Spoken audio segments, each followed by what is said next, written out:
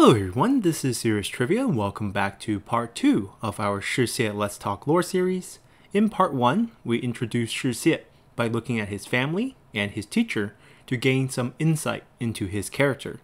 And today we'll be taking a look at the second half of Shi Xie's very long life and mainly focus around his rule over the Jiao Province and his involvement with the Three Kingdom conflict at large. So last time, we left off at Shi Xie successfully recommended his 3 younger brothers in Shi Yi, Shi Wei, and Shi Wu to become the new administrators for Hepu, Jiuzhen, and Nanhai commanderies respectively. And overnight, thanks to the rebellion caused by Zhu Fu, the Shi Clan ascended to become essentially the de facto rulers of the Jiao Province. Now, this is not to say that they had complete control over the entire region, as the imperial court will eventually send down a new prefect in Zhang Jin, who is another very interesting character in his own right. Zhang Jin first arrived in politics as a subordinate of He Jin, and it was through his advice that He Jin became close with Yuan Shao, as the two found common grounds in their hatred for the eunuchs. And after He Jin's death, Zhang Jin moved on to work with Yuan Shao, where he managed to foster a new friendship with the likes of Cao Cao and Xiahou Dun. And through these relationships, Zhang Jin eventually received a court assignment from Cao Cao's imperial court to become the next prefect of the Jiao Province. And behind the scenes, this assignment came with some strings attached, as Cao Cao wanted Zhang Jin to become this thorn in Liu Biao's backyard, as the northern part of the Jiao Province borders the Jin Province ruled over by Liu Biao. So immediately after setting up court in Guangxin, Zhang Jin initiated this unending war with Liu Biao, much to the dismay of his own generals, who had grown used to the peace and quiet life offered by the south. And to make matters worse, Zhang Jin was a devout believer of Taoism, to the point where he would often dress up as a Taoist disciple, wearing a red turban, and performing rituals to bless his troops, who only hated him more for this. Eventually, a military coup led by the disgruntled officers would take place and end Zhang Jin's reign as the prefect of the Jiao Province. While the whole province did not descend into chaos like the last rebellion against the prefect, it did create this interesting opportunity and power vacuum for the likes of Liu Biao, who quickly bypassed the imperial court controlled by Cao Cao to put in his own men in Lai Gong and Wu Ju as the new governor of the entire Jiao province and the administrator of Cangwu respectively. Clearly, this move set off Cao Cao, as he was technically powerless to really curb Liu Biao's influence this far south. So, as a countermeasure to Liu Biao's appointment of Lai Gong and Wu Ju, Cao Cao provided an administrative imperial seal directly to Shi Xie and granted him the power to take on the role of a military inspector for the entirety of the Jiao province while remaining as the administrator of Jiaozhi. This greatly enhanced Shi Xie's power, but it also put him into direct conflict with the likes of Lai Gong. Fortunately for him, no war was needed, as Lai Gong and Wu Ju failed to get along with each other to the point where they struggled to coexist in Cangwu, which ultimately resulted in Lai Gong being exiled and Wu Ju breaking away from Liu Biao's influence. So from that point on, Shi Xie was not only the highest ranking official within the Jiao province, but also the one with the most tangible power and influence, as these two things are often not mutually inclusive. And what made Shi Xie really great was the fact that he was able to not let this power go over to his head, as he knew he owed everything to Cao Cao's imperial court. So despite the long distance and unsafe road conditions, Shi Xie made sure that annual tributes of spice, exotic fruits, and gems made their way to the capital to show that he knew his place. And Cao Cao rewarded this loyalty in kind by naming Shi Xie as Anyuan Jiangjun, or the general who calms the faraway land, and presented him the title of the second Marquis of Longdu. However, this relationship between Cao Cao and Shi Xie would end in the year 210, with Cao Cao's defeat at Chibi and the rise of Sun Quan in the south. In this year, Sun Quan's army, led by Bu Zhi,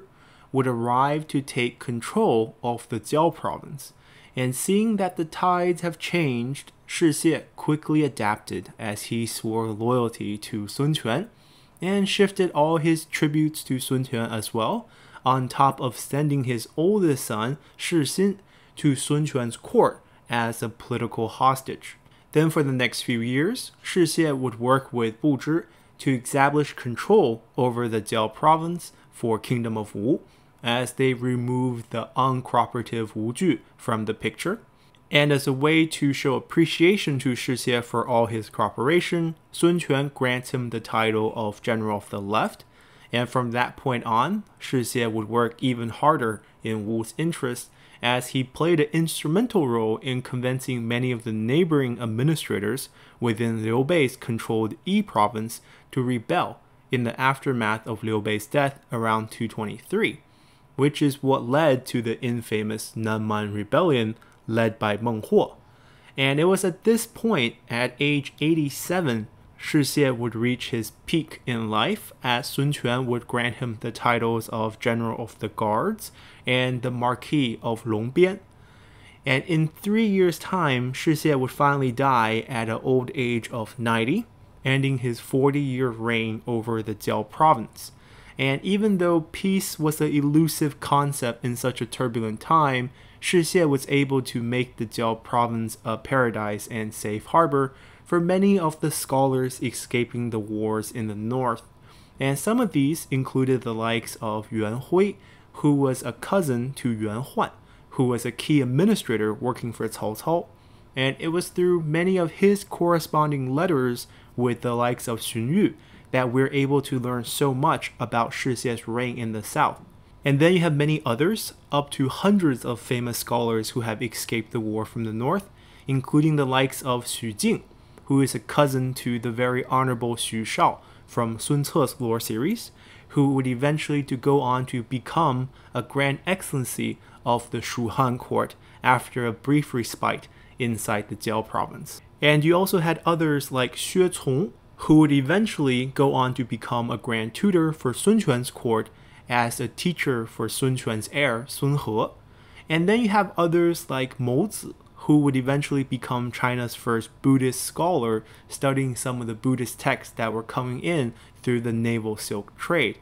And speaking of the naval silk trade, the other thing that flourished aside from culture and literature under Shi Xie's long period of peaceful reign was the recovery of the naval Silk Road, as ships from India made its way through the coastline to either the Rinan commandery before taking a land route through the Jiao province, or the ships would venture directly to the big trade port in Hepu, where goods from Europe, Africa, and Southeast Asia were gathered and traded before making their way through the riverways to the markets in the north.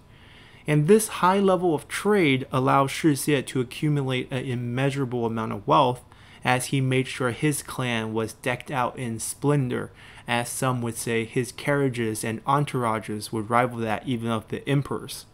which in hindsight probably contributed to the ultimate downfall of the Shi clan at large immediately after Shi Xie's death. So as you can guess, even though Sun Quan showered Shi Xie with titles and gave the appearance of trusting him, Sun Quan still required Shi Xin as a hostage.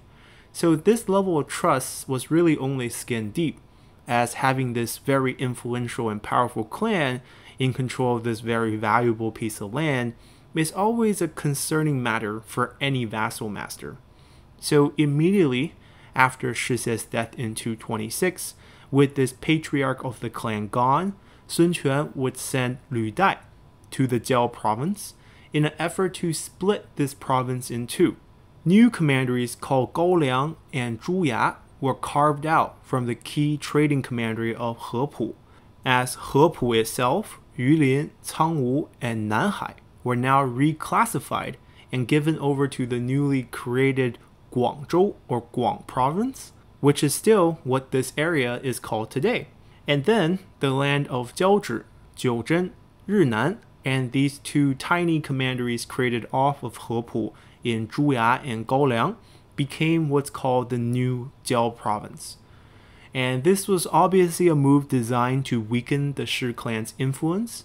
and to make matter worse for Shi Xie's son, Shi Hui, who has taken over the role of patriarch of the clan, is that instead of allowing him to inherit his father's titles and control of the Jiaozhi commandery as its administrator, Sun Quan assigned him farther south to become the new administrator of Jiuzhen. This was clearly another move aimed at weakening the Shi Clan's influence by moving their patriarch away from their center of power.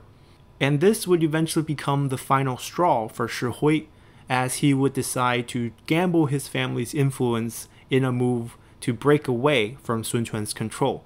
But without any faction-unique units, I mean standing armies, Shi Hui didn't stand any chance, as very soon, even his own officers in Huanlin and Huanzhi would voice their concerns. But these words of caution only served to anger Shi Hui more, as he executed Huanlin and sparked an open rebellion by Huanzhi and the rest of the Huan clan as they laid siege to Jiaozhi, until Shi Hui finally apologized by arranging a political marriage between their two clans. Unfortunately for both of their clans, by this time, Lü Dai's army had already landed in Hepu. So seeing that they have no chance for victory against the mighty Wu armies, Shi Hui sent in his cousin Shi Kuang, who was a classmate of Lü Dai back during their younger days, to help facilitate a series of negotiations. In the end, Shi Hui agreed to surrender peacefully on the condition that he is allowed to remain as administrator, and Lü Dai agreed as he met with the rest of the Shi clans inside Jiaozhi. But after what seemed like a very peaceful feast, Lü Dai's troops would come in and arrest Shi Hui and his brothers and all their sons, as everyone was executed in cold blood, despite the earlier peace treaty. So after Shi Hui's sudden death, the Huan and Gan clans put up some minor resistances in Jiuzhen commandery before being crushed by Lü Dai's army, and thus ending the Shi clan's reign over the Jiao province, as even Shi Xie's oldest son Shi Xin, who was still living in the Wu court at this time, as well as Shi Xie's two surviving younger brothers in Shi Yi and Shi Wei, who were still administrators, were all in short order framed for various crimes and ordered to be executed by Sun Quan. And with that, the powerful Shi clan of the Jiao province is no more, as we have also reached the end of our lore series, as we have completed the story of Shi Xie's life. So I hope you guys enjoyed this very short 2-part special on Shi Xie, and until next time, bye!